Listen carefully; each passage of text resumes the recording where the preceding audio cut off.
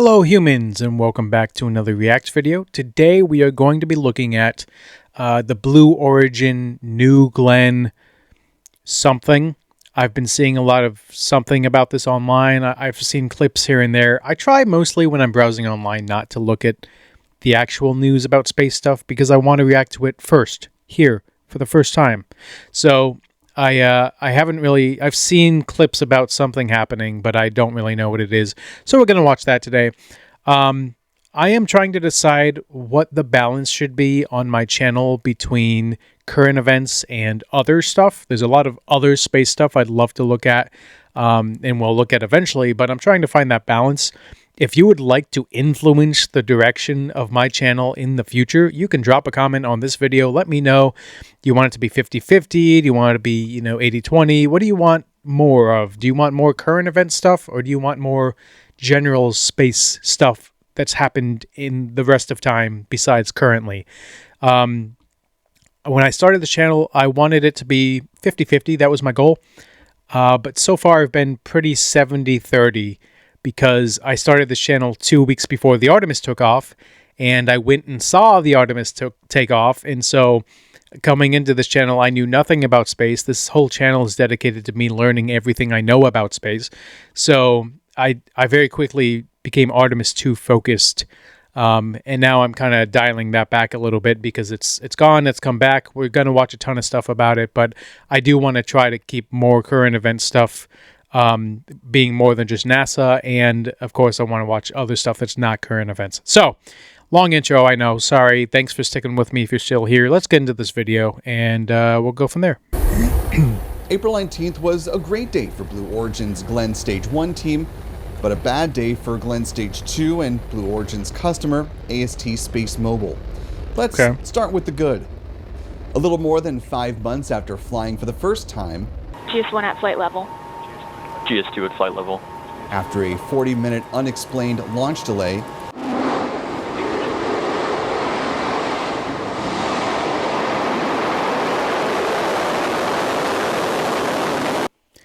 That is a beautiful shot. Sunrise, sunset, whatever that is, probably sunset, with all the colors of the rocket. That is beautiful. All the flames and everything. Where is this? Does Blue Origin also launch out of Kennedy Space Center? Because I remember when I went down there a few months ago, it looked like I think there's a Blue Origin building, like on the same property. So this might be there, I guess. That is so cool. It's wild. I'm just so I can look at this while I'm explaining. It's wild how different rockets look when they launch. Like the Artemis 2 looked a lot different than this. And I'm talking about mostly the flame and the smoke. The Artemis 2 looked a lot different than this, and I know that's because they use solid rocket fuel in the two white, silo fuel things, whatever you want to call them, tanks, I guess. This one, I'm assuming, is using a different type of fuel because it looks different. The flame does, or maybe the engine is just different. I'm not sure, but it's really crazy to me. Watching this one, watching the Artemis 2, I saw a SpaceX launch. I've seen a couple of SpaceX launches, one in person and a couple online. They all look like a lot different than each other. They're not all just rockets that just go up and look the same. They all look a lot different from each other, both in the rocket structure and in the flame patterns and stuff. That's so cool. Blue Origin's New Glenn first stage booster, named Never Tell Me the Odds, once again beat the odds and had a successful takeoff from Launch Complex 36. What are those called? I need an engineer to comment. What are the you're probably understanding what I'm saying, right? Like the flame disappears, and then it becomes a triangle, and then it disappears again, and then it becomes a triangle, and then it are those vortices? Am I in the ballpark of? I don't know what they're called. Someone let me know what those are called. At Cape Canaveral Space Force Station, beginning the mission called New Glenn 3, or NG3 for short. The 7 BE-4 engines at the base of the booster providing more than 3.8 million pounds of thrust as it thundered away from the launch pad. While much of the booster was reused from the New Glenn 2 mission back in November 2025, the engines themselves were brand new. A little more. I don't know almost anything about Blue Origin. At all. Nothing about their engines or about their program, about what they're doing, why they're doing, what their goals are. Again, as you heard me say, 2 minutes ago, I don't even know exactly where they're based. I know they have complex on KSC, but I don't know if there's anywhere else. So I'm still trying to learn all these things. Rest assured, I will be watching videos in the future about Blue Origin, about their founding, about their projects up until now, about their goals. What are they doing? Are they just launching payloads? Are they trying to go anywhere? All that stuff. And their technology, how are they different from SpaceX's technology or NASA's technology? I'll dive into all that sometime in the future. But for now, let's figure out what's going More than on 3 minutes into the flight, currently. Separation? Cool. the first and second stages separated, and likewise, their outcomes also diverged. Sticking with the booster, it performed a 3-engine burn lasting about 20 seconds, which put it on a rendezvous with the landing vessel named Jacqueline. Then, nearly 9.5 Oh, okay. I did see this clip, but I wasn't sure what it was or what was happening. So Blue Origin lands their rockets too? So did they buy that from SpaceX, or did they develop their own landing system for? Because didn't SpaceX used to land on ocean craft before they started catching their rockets and the catchy things? Have they actually caught a rocket that was used on a mission, or were those just tests? I don't know. I'll look into SpaceX stuff at some point. Very clearly, I don't really know what's going on with any of this stuff, but that's interesting. I had no idea Blue Origin also landed rockets after use. We really got to get NASA on this. I'm kind of getting more and more annoyed that all my tax dollars are going towards single-use rockets when there's clearly multiple companies doing reusable rockets. minutes after liftoff, And we see 3 good engines on landing burn engine. Never Tell Me the Odds once again safely landed out at sea. That's cool. Wow, look at that. Wow, that is crazy to see it like on the ocean and everything.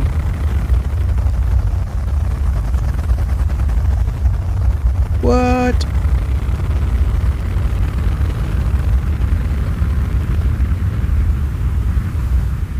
Like SpaceX before them, That's so Blue cool. Origin plans to reuse this in future boosters more than 24 times. And, Wow. like with SpaceX's much larger rocket Starship, Blue Origin's New Glenn is also an integral part of NASA's moon program called Artemis. Blue Origin's really? crewed lander, called Blue Moon Mark II, will rely on New Glenn to launch it to the moon. John Caloris, the senior vice president of lunar permanence at Blue Origin, spoke about the critical integration between the Blue Moon lunar landers and the New Glenn rockets during the NG-3 launch countdown. Having the launch vehicle as the same company's vehicle as the lander has allowed us to optimize the entire stack, the entire design. So we've gotten a lot more performance out of our lander thanks to New Glenn. But while the recovery of the booster was picture perfect by all accounts, what happened next wasn't. The rocket's upper stage was supposed to deliver the Bluebird 7 satellite from AST SpaceMobile to a 460-kilometer circular orbit inclined 49.4 degrees from the equator. AST SpaceMobile's CEO and founder, Abel Avalon, described the original timeline ahead of the launch. We plan to separate from the launch vehicle around 90 minutes after we launch. So this is the CEO of what? Of AST or of Blue Origin? I'm a little confused. I thought Blue Origin, and maybe it still is, I thought Blue Origin was like a Bezos project. Jeff Bezos, Amazon. I thought he was behind Blue Origin. And again, that could be the case, and this is maybe, I mean, his shirt says AST, so maybe he's the AST CEO. But is Blue Origin Amazon, or am I thinking of something completely different? And which one is Richard Branson's? Is that Virgin Galactic? They're a company, right? I think they're a company. I'll have to look that up. And then it will take time to, several hours to then capture the satellite in one of our air stations around the globe. And then it will be incorporated. It will be phasing into the constellation, adding to BB1 to BB7. Separation was set to happen at about 8:41 a.m. Eastern Time, about 5 minutes after a second burn of the two BE-3U engines on the upper stage. The Blue Origin launch broadcast ended shortly after booster touchdown, though, with commentators saying updates would come via social media. However, it wasn't until 9:40 a.m. Eastern Time, more than an hour after payload deployment was supposed to occur, when Blue Origin finally gave an update. We've confirmed payload separation. AST Space Mobile has confirmed the satellite has powered on. The payload was placed into an off-nominal orbit. We are currently assessing and will update when we have more detailed information. So I wonder, and he may say, or they may have updated, I wonder what that's attributed to. Is that like the actual payload launching system having a problem? Is that the rocket itself not reaching altitude it was supposed to reach?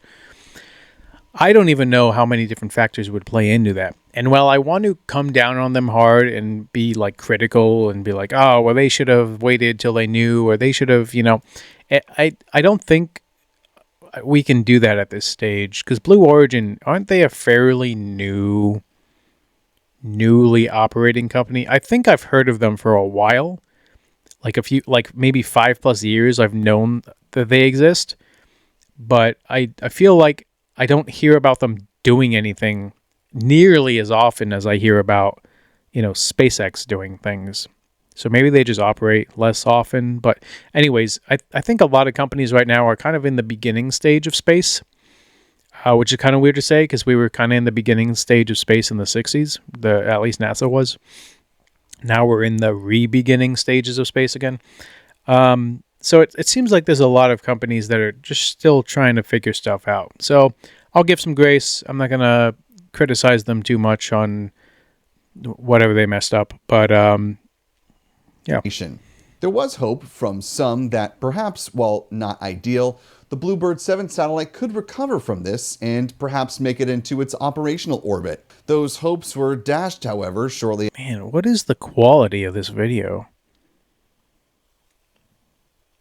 1080. It says it's 1080. I don't really believe it's 1080. It doesn't look 1080. Maybe it's the source video is just not very high definition. After 2 p.m. Eastern Time, that's when AST Space Mobile issued its own statement saying that the satellite would be lost. During the New Glenn... I'll have to look at what AST is.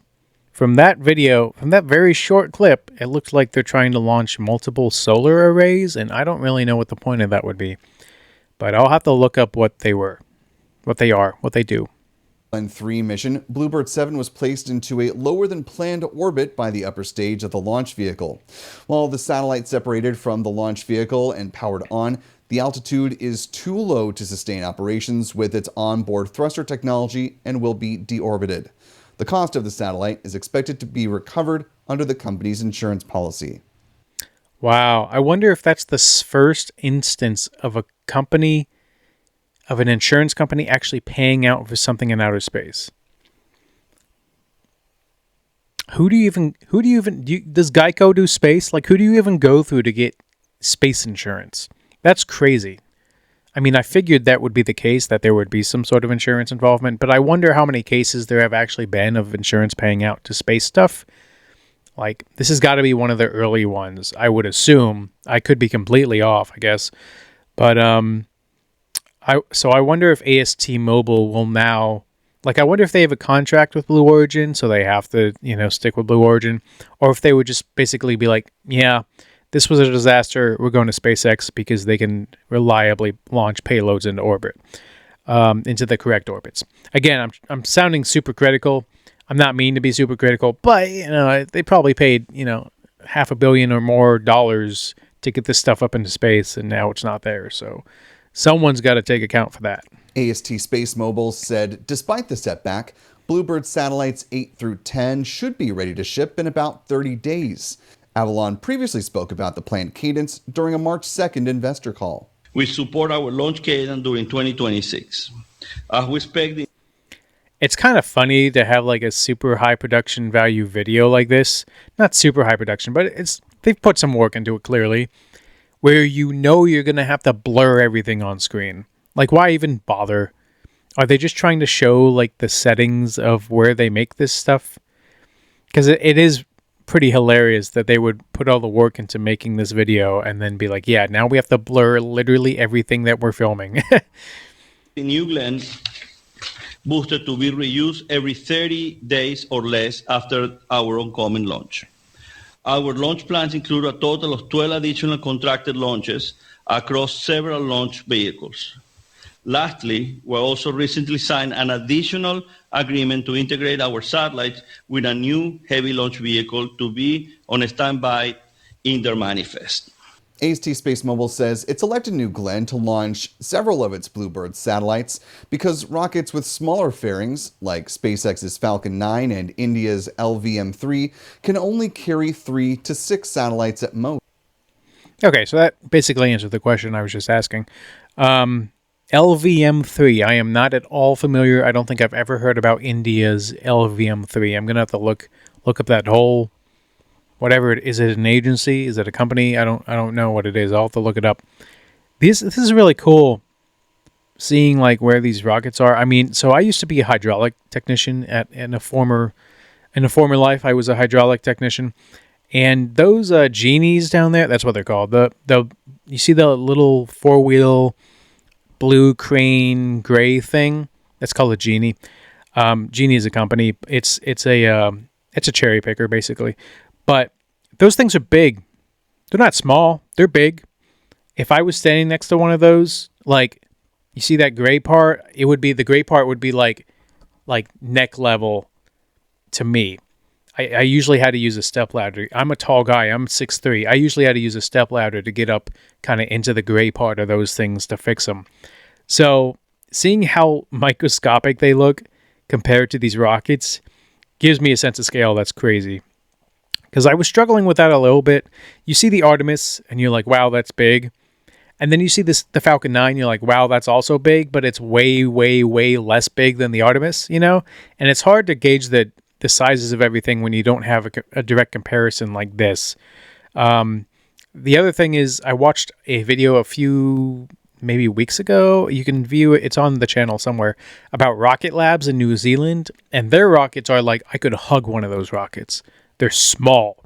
And so, like, sense of scale in rockets is all over the place. They can be as big as the Empire State Building or as big as a tree. And you really don't know until you see some size comparison like this. So seeing those genies down there really puts all this into perspective of how big it is. Also, why is this piece with the feather on it? It looks like it's like a much wider diameter than the one that says Blue Origin on it.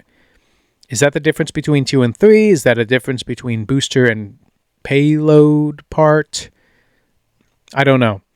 It looks a lot bigger. The feather thing looks a lot bigger than like the Blue Origin thing. Again, I'll have to do more research on Blue Origin in general and just learn about Blue Origin and what they offer and what they do and how their tech works. And maybe I'll apply there too. For those of you who don't know, I'm trying to get into the space industry.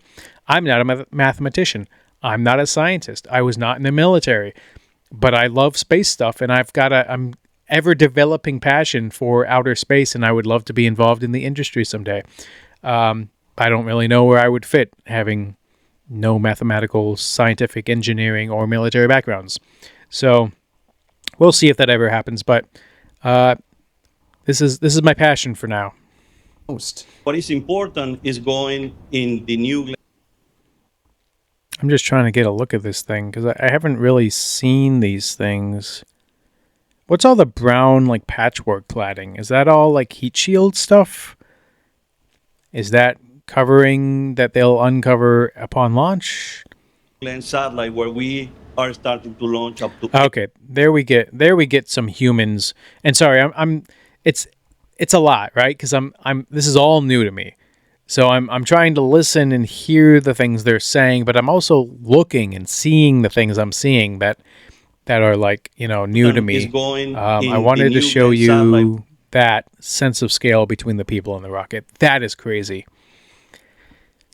It's crazy we can build stuff that big, and like build it well enough to get it into space. It's so cool that we as humans have developed the industry to be able to build stuff this big. I mean, I know we've been building stuff this big for a while. You know, we've got buildings and ships and all sorts of huge things that humans have put together. But this is really cool. I really like rockets.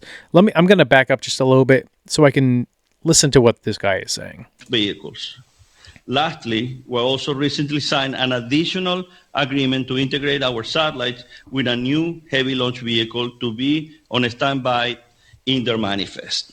AST Space Mobile says it's elected New Glenn to launch several of its Bluebird satellites because rockets with smaller fairings, like SpaceX's Falcon 9 and India's LVM-3. Smaller fairings, does that mean it's smaller in general size? Does that mean the SpaceX Falcon 9 is smaller than the Blue Origin? I'll have to look up what fairings... I thought fairings were like blades. Like on the side there that's got the little blade thing. I thought that was what a fairing was. And maybe it is. And maybe I'm just misunderstanding that maybe the Blue Origin has bigger blades and so that affects payload size or something. I don't know. Can only carry 3 to 6 satellites at most. What is important is going in the New Glenn satellite where we are starting to launch up to 8 of them in a single launcher. With BB7, we will be achieving the integration into the New Glenn, which is also the largest available fairing and rocket in the market. So that... It's interesting to see the way that different agencies, space agencies, set up their rockets because Rocket Labs does this exact same thing. They build it on its side, they get it out to the pad, and then they raise it up.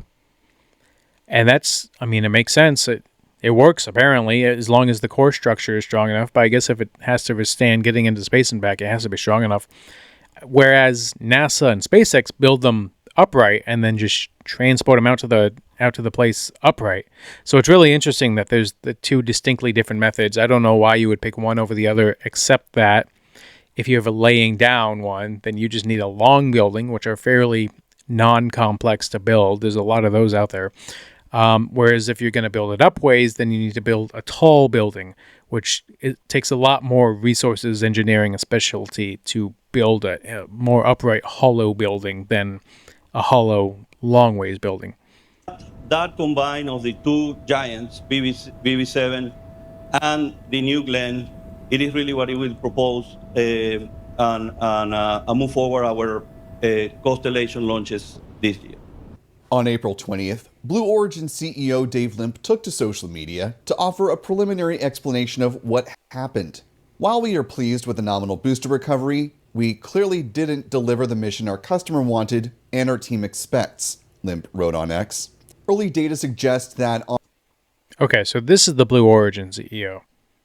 So it wasn't started by Jeff Bezos, or maybe it was still started by Jeff Bezos, but he's not the CEO of the company. Maybe Jeff Bezos has nothing to do with it. I really don't know. I'm going to have to look this up. On our second GS2 burn, one of the BE-3U engines didn't produce sufficient thrust to reach our target orbit. Expert orbital tracker and astronomer Dr. Jonathan McDowell said...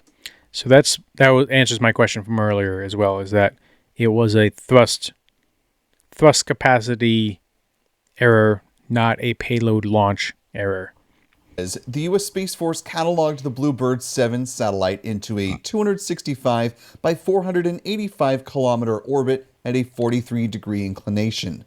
In a statement in response to questions from Spaceflight Now, the Federal Aviation Administration said the following. The FAA is aware that Blue Origin New Glenn 3 experienced a mishap during the second stage flight sequence following a successful launch.